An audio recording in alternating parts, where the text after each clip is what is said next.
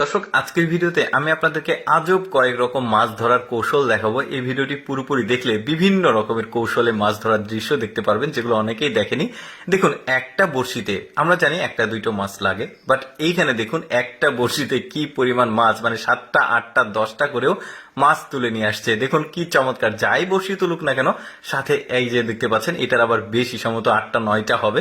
এই একটা বড়শিতে 8টা 9টা মাছ পেলে দেখুন বড় লোক হতে কি সময় লাগবে, দেখেছেন কি চমৎকার। এখানে সম্ভবত অনেক মাছ আছে, অনেকগুলো বড়শি দেওয়া আছে, বড়শিতে খাবার দেওয়া আছে, এখন পানিতে দিলেই সব মানে বড়শিতে আটকে যাচ্ছে মাছ। তারপর এইখানে দেখুন একটা খালের মধ্যে দিয়ে নৌকা যাচ্ছে, এই লোকটা জাস্ট ছাকনা দিয়ে এই পানির মধ্যে দিলেই দেখুন একসঙ্গে কত পরিমাণ মাছ উঠছে।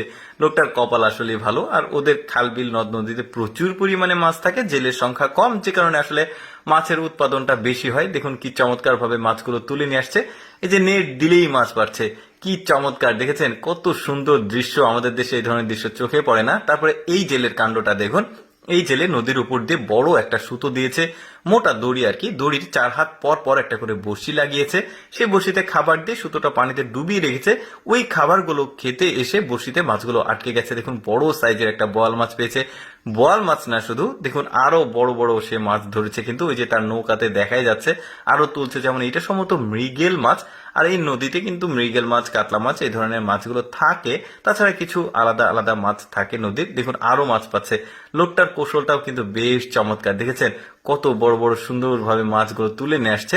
আচ্ছা, পাহাড়ি অঞ্চলের কিছু মাছ ধরার দৃশ্য দেখাবো। প্রথমে এইটা দেখুন, দেখুন পাহাড়ি অঞ্চলের যে নদীগুলো থাকে সেগুলোর পাথরের ফাঁকে ফাঁকে কিন্তু প্রচুর পরিমাণে মাছ থাকে। এই যে দেখতে পাচ্ছেন, এই পাথরগুলো তুললেই নিচে দেখুন কত সুন্দর মাছ। এগুলো কিন্তু পাহাড়ি ছোট ছোট নদীর মাছ, দেখতেও বেশ চমৎকার, খেতেও অনেক স্বাদ।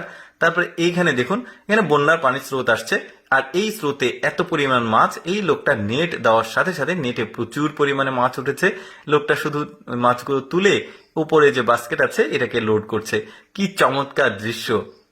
তারপর এখানে দেখুন, এই কৌশলটাও আমার কাছে বেশ চমৎকার লেগেছে, তবে মাছগুলো অপরিচিত মাছ, সম্ভবত এটা সামুদ্রিক মাছ হতে পারে। দেখুন একটা বড় দড়ির সঙ্গে একটু 1 হাত 2 হাত পর পর বসিয়ে দিয়েছে, প্রতিটি বড়শিতে মাছ গেঁথেছে, কি চমৎকার দেখতে।